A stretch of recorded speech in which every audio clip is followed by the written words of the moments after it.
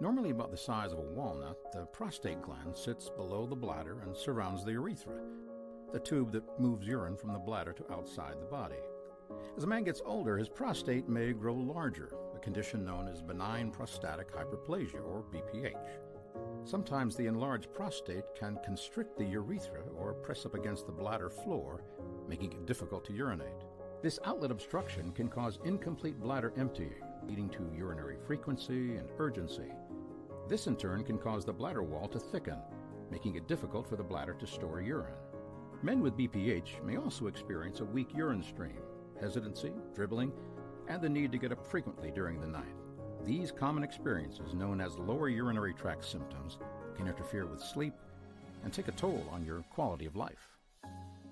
Prostatic artery embolization, or PAE, is a promising, minimally invasive procedure that can help improve lower urinary tract symptoms caused by BPH without surgery and with low risk of sexual side effects or incontinence.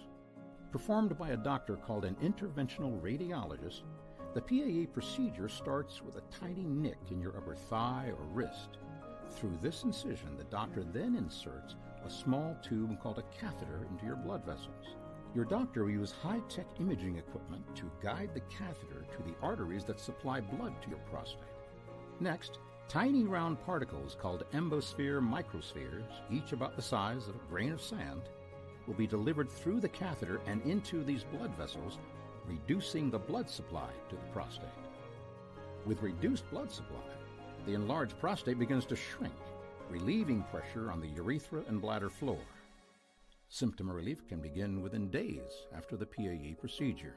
Recovery typically takes less than 1 week, and studies have shown that symptoms improve in 75 to more than 90% of patients after PAE. If you are interested in learning more about prostatic artery embolization,